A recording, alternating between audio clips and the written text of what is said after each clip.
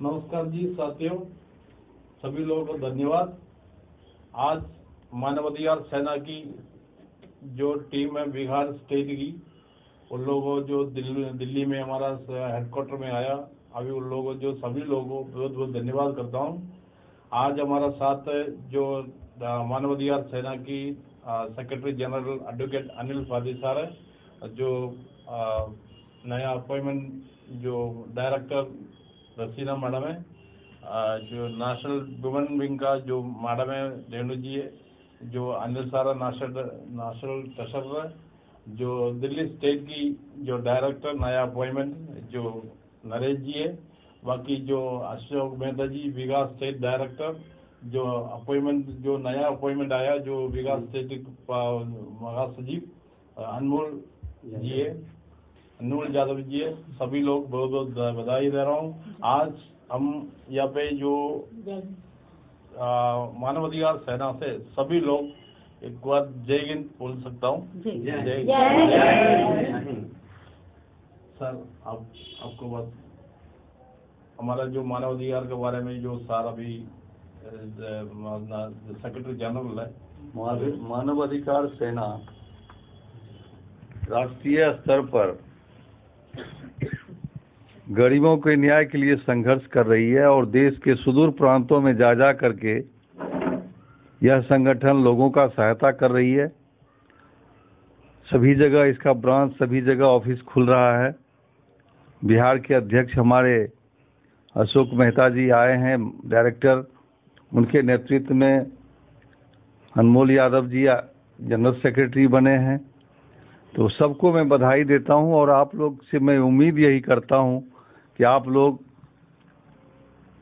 जहां तक जिसको न्याय नहीं मिलता है उस आदमी तक जा करके हर अंतिम व्यक्ति की लड़ाई लड़ने के लिए, संघर्ष करने के लिए आप लोग काम करें, ताकि संस्था मजबूत हो। संस्था के नाम से हम पूरे देश को एकजुटता के सूत्र में बांध रहे हैं। रेणुबाला जी, रजिया जी, इनको भी अपॉइंटमेंट लेटर दिया जा रहा है। सबसे यही उम्मीद करता हूं कि संगठन की मजबूती के लिए जो भी आप कर सकते हैं जरूर करें।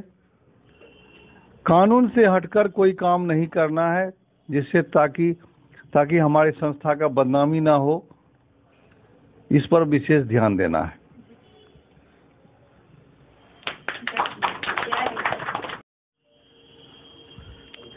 मेरा नाम अशोक मेहता हुआ। मैं बिहार से आए हैं दिल्ली ऑफिस राष्ट्रीय मानवाधिकार सेना दिल्ली हम पहुंचे हैं। हमारे अनमोल बाबू जो बिहार के सचिव हुए, सचिव साहब हम लोग साथे आए, चंद्रशेखर यादव, सब पूरा टीम आए हैं बिहार का, जितने भी टीम है 38 जिला का कुछ न कुछ आदमी यहाँ हमारे दिल्ली पहुंचे हुए हैं। कह रहे थे हम राष्ट्रीय मानवाधिकार सेना में हम 2021 में ही दिसंबर में हम ज्वाइनिंग किए थे और 13-14 महीना करीबन हमको हुआ है। फर्स्ट राउंड में मैं बिहार में फर्स्ट मेरा ज्वाइनिंग हुआ था। अभी लमसम हमारे 38 जिला में कुछ न कुछ हमारे जिला डायरेक्टर, अध्यक्ष, सचिव पूरा बिहार में है। मगर हमारे बिहार में सबसे घोटाला अधिक से अधिक हो रहा है। स्कूल सबसे पहले तो हम शिक्षा पर आ रहे हैं। शिक्षा हमारे बिहार में हद से हद वहाँ पर जो ना जा रहा है, उसका जो है ना हमारे सरकार भी नहीं देख रहा है। हम लोग जो है ना टीम बिहार में हम लोग चले, बहुतों स्कूलों को जांच किए, कहीं सफाई नहीं है, कहीं लेटरिन जो है ना सफाई नहीं है, कहीं बच्चा को खाना नहीं मिल रहा है, कपड़ा नहीं मिल रहा है। जो एडमिशन चार्ज है सरकारी है ना, वहाँ पर 500 रुपया लिया जाता है, 700 रुपया लिया जाता है। पहले हम लोग शिक्षा पर ही आएंगे। उसके बाद जो हमारे जो पंचायत में, वार्ड में जो डीलर होते हैं हमारे यहाँ जो बिहार का, ये सब जो है ना 4 रुपया किलो जो गरीब को चावल देता है उसमें से 5-5 किलो काट लेता है। पहले तो हमारे बिहार के 38 जिला का जितना भी मानवाधिकार सेना का मेरा सेना तैयार हुआ है, सब उस पर पहले तैयार होकर गरीब को अधिकार दिलाने का काम करें। और हमारे बिहार में खास करके हम मधेपुरा से जो आए हैं और यहाँ पर इंदिरा आवास में 30 हजार रुपया गरीबों से लिया जाता है। पहले रुपया ले लेता है, उसके बाद कहता है इंदिरा आवास होगा, या अंगूठा दिलाकर वहाँ का जो इतना भी बिहार के मुखिया जी सब है, जिसको आप लोग प्रधान बोलते हैं, अंगूठा दिलाकर पैसा निकाल लेता है। इसीलिए हमारे मानव अधिकार सेना का जितने भी टीम है, पहले वार्ड वार्ड जाकर लाभार्थियों के बीच में से उसको हम लोग के दिल्ली तक पहुंचाने का काम करें। हम लोग बिहार में इस सब पर लड़ के हम लोग न्याय दिलाएंगे गरीबों को। हमारे चंद्रशेखर बाबू जो मधेपुरा जिला का। मेरा नाम एडवोकेट रजिया है।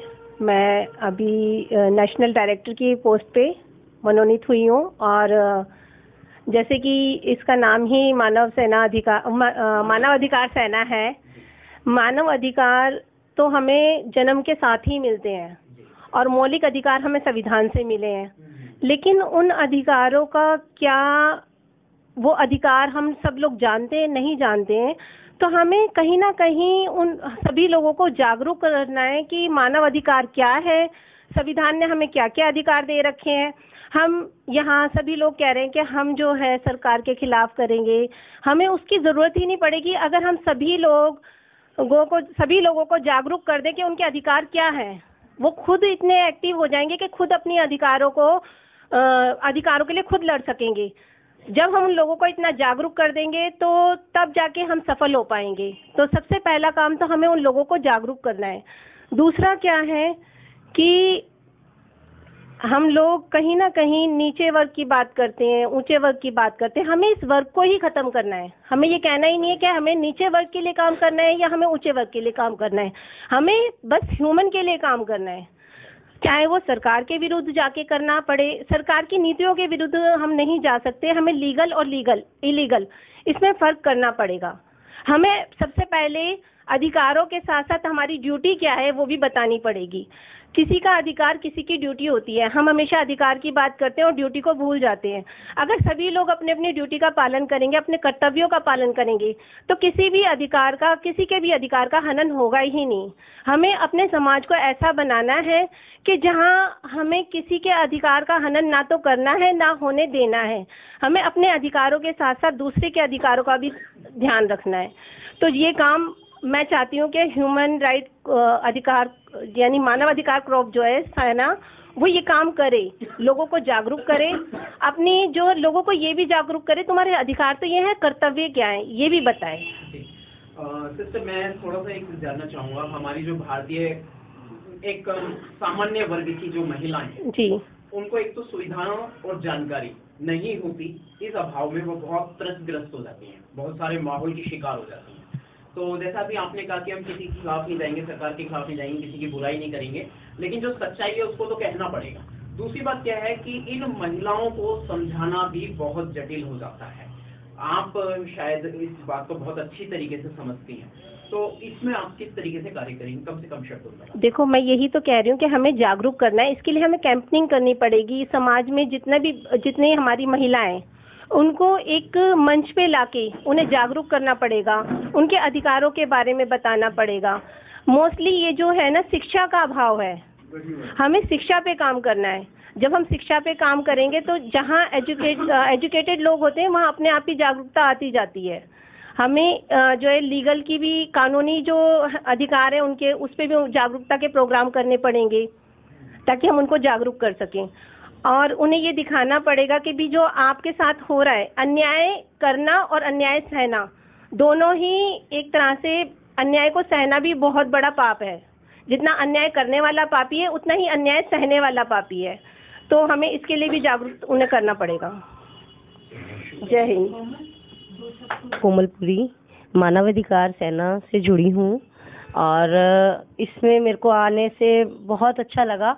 और जैसे ये संस्था है, इससे जुड़ने से ये पता चलता है कि लेडीज के प्रति कितना कुछ हमें देखने को, सुनने को, समझने को मिला है। तो उसी के लिए हम सब इकट्ठा हुए हैं यहाँ पर, और सबके सपोर्ट में हम आगे चलने के लिए बिल्कुल साथ एकजुट तैयार हैं। जय हिंद, जय भारत। देखिए, अभी एक बच्ची दिल्ली में परसों हमें न्यूज के माध्यम से पता चलता है, स्ट्रीम मीडिया के माध्यम से। दिल्ली की बच्ची है, वो युवा थी, कम उम्र की बच्ची थी, और कुछ बदमाशों के चंगुल में वो फंस जाती है, उसकी हत्या कर देते हैं। रात का समय है, सीसीटीवी फुटेज के माध्यम से कार के नीचे से घसीटते हुए कई जगह जहाँ जगह कैमरा लगे हुए हैं, वहाँ से उसका पता चला है, वरना ये सच सामने भी नहीं आ पाता। और 4 किलोमीटर तक उस बच्ची को वही अपने पोषण कर रही थी। अब 4 किलोमीटर तक जिसको घसीटा जाएगा, शायद वो पहले ही मार दी गई। बिल्कुल। और इसके बाद निर्मम हत्या हुई है, और ये अभी हाल ही का, और उससे पहले भी हम कई बार मीडिया रिपोर्टिंग कर चुके हैं। युवा बच्चियों के साथ इस तरह के हत्या के प्रोसीजर, जो परिवार का अकेला भरण पोषण करने वाली होती है, उनके साथ दिल्ली में ही 3-4 मर्डर ऐसे आगे, एक संगम विहार का, एक का है, जिसमें 4 पुलिस वाले बर्खास्त हुए थे, अभी मार्च अप्रैल की बात है। और फिर ये कल परसों एक हादसा फिर हो गया, और बहुत सारे ऐसे हादसे होते हैं जो सामने नहीं आ पाते। क्या बच्चियों में खौफ बैठाने के लिए इस तरह के हादसों को अंजाम दिया जाता है, ताकि बच्चे घर से बाहर के जेएनयू में बच्चियों के स्टूडेंट के सर फोड़े जा रहे हैं? देखिए, कुछ तो खुद भी स्ट्रांग होना पड़ता है, लेकिन ये है कि पेरेंट्स जो अपने बच्चों को भेजते हैं बाहर से कि रहो, तो लेकिन उनको भी अपने पूरी डिटेल अपने घर में पूरा हर चीज़ अच्छे से बतानी चाहिए। ये नहीं कि किसी के कहने पे भी चल दें कि भाई अगर तुम्हारे साथ कोई गलत कर रहा है तो तुम उसकी रिपोर्टिंग अपने आसपास जितने भी लोग हैं उसको कर सकते हो, और अगर तुम नहीं करते तो फिर जैसे जैसे ये सब हो रहा है ऐसे ऐसे होता रहता है। इन्फॉर्मेशन तो बहुत अच्छी बात है कि इन्फॉर्मेशन देनी चाहिए कि वो किस वक्त कहाँ पर है, लेकिन खतरे का आभास लेना भी तो जरूरी है ना, कि कुछ अप्रिय घटनाएं घट सकती हैं। इस बच्ची को पहले एहसास होता तो शायद ये खुद को बचा पाती, लेकिन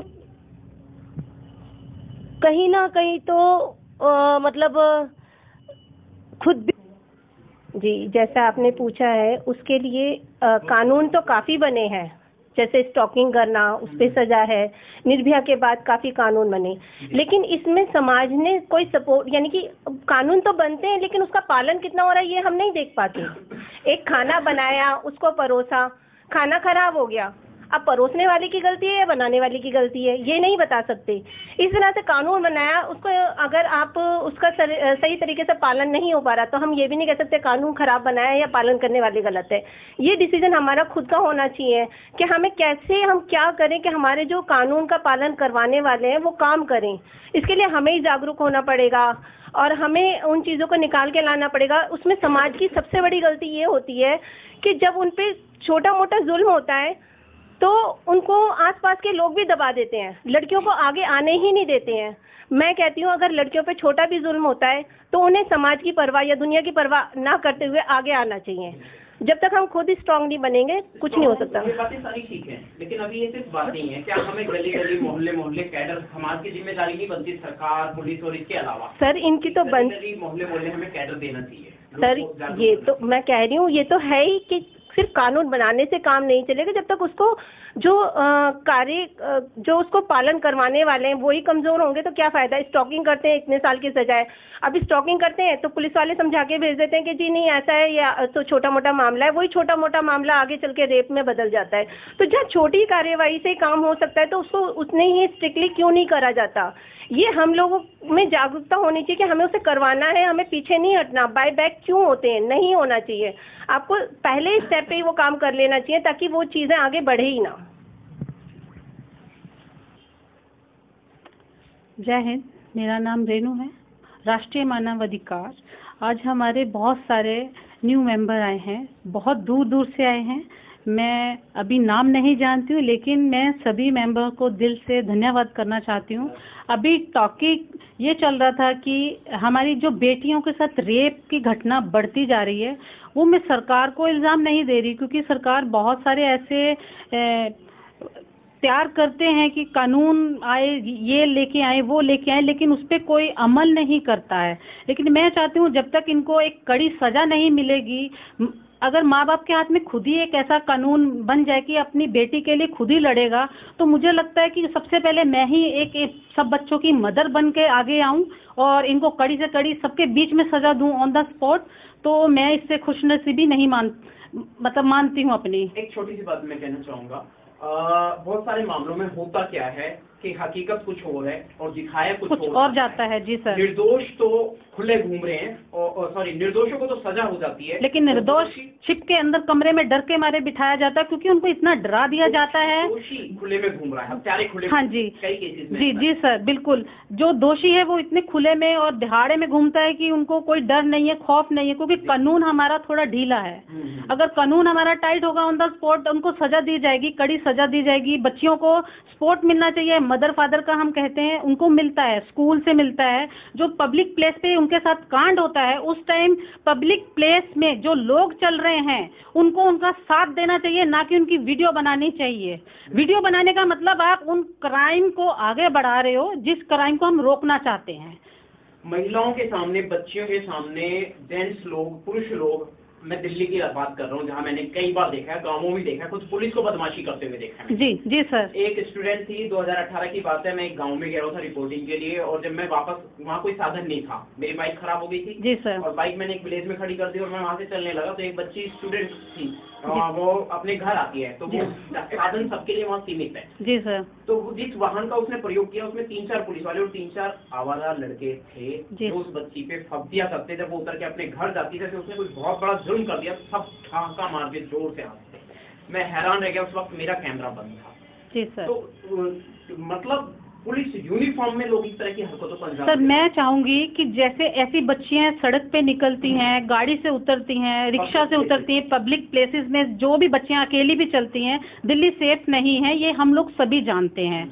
लेकिन अगर हमारा जो पुलिस के जितने सारे हमारे बूथ बने हैं, चैम्बर बने हैं, अगर उनका कोई फायदा नहीं है तो उनको बंद कर देना चाहिए। एक एग्जांपल और देना चाहूंगा, झांसी की बात है, झांसी का केस है, उन्हीं दिनों की बात है, मैं आउटडोर पे निकला हुआ था रिपोर्टिंग के लिए। बसेस के अंदर इतनी भीड़ होती है जैसे पहले दिल्ली में होता था, आज से 15-20 साल पहले मिनी बसेस में, और धक्का मार के महिलाओं को इतनी तूतड़ाता, इतनी बदतमीजी, इतनी गालियां कंडक्टर की तरफ से देना कि या तो यहीं उतर जा, 70 किलोमीटर के सफर में, वहाँ कोई साधन नहीं है, या तो यहीं उतर जा या फिर ये सब सह। और नहीं सर, सहना नहीं चाहिए। ये सब कुछ लेडीज के लिए फैसिलिटीज हैं, लेकिन उसके लिए कोई आवाज नहीं उठाता। लेडीज पहले से ही डर जाती हैं और कुछ बोलने की हिम्मत करती हैं तो उनको चुप करा दिया जाता है, डरा दिया जाता है। बिल्कुल सर, यही होता आ रहा है अभी तक। मैं चाहूंगी कि जैसे पुलिसकर्मी जो हैं, ऑफिसर्स हैं, जो बच्चियों की कंप्लेंट दर्ज नहीं करती हैं, इन लोगों के लिए भी 1064 नंबर एक ऐसा है, बाराखंबा रोड दिल्ली में, उनकी कंप्लेंट्स ली जाती है पुलिस वालों के खिलाफ, जो ऑफिसर बच्चियों की, क्या जो भी हमारे यहाँ दिल्ली में आम जनता है उनके लिए बना है वो ऑफिस, आप वहाँ उनकी कंप्लेंट दर्ज करवा सकते हैं। क्योंकि सब्जेक्ट ये चल रहा है, मैं एक बात बता रहा हूँ, एक 12 साल की बच्ची, छोटी सी बच्ची पुलिस कंप्लेंट देने जाती है। जी सर। पुलिस उसकी कंप्लेंट चेंज करवाती है, अपने शब्दों में उससे बयान लिखवा लेती है। प्रूफ है हमारे पास में, प्रमाण है इस मामले में। 2012 की बात है और 12 साल की बच्ची है। 12 साल की बच्ची को महिला ऑफिसर्स भी वहाँ मौजूद है थाने में, और वो दबाव में लेके बच्ची से अपने मनपसंद शब्द लिखवाते हैं अपराधियों के हक में। जी सर, मैं आपकी चलते बच्ची आज भी अंडर प्रेशर है। सर, मैं चाहूंगी बच्ची का मेंटली उसका पूरा वो डॉक्टर से जांच करवाई जाए। बच्ची को स्वस्थ रखना बहुत जरूरी है। उसके पूरे स्पॉट में सभी फैमिली मेंबर्स, बाहर के लोग, टीचर्स वगैरह सब उसके साथ होने चाहिए। नंबर 2 कि अगर पुलिस ऐसा कुछ करती है तो आपको सबसे पहले पुलिस की ही कंप्लेंट करवानी पड़ेगी। 106, फिर से मैं नंबर दोहरा रही हूँ, 1064 एक ऐसा आपका हेल्प नंबर है जो रजिस्टर्ड है बाराखंबा रोड में। आप पुलिस के खिलाफ इनकी कंप्लेंट कर सकते हैं। जानकारी देने के लिए बहुत बहुत शुक्रिया। Thank you sir.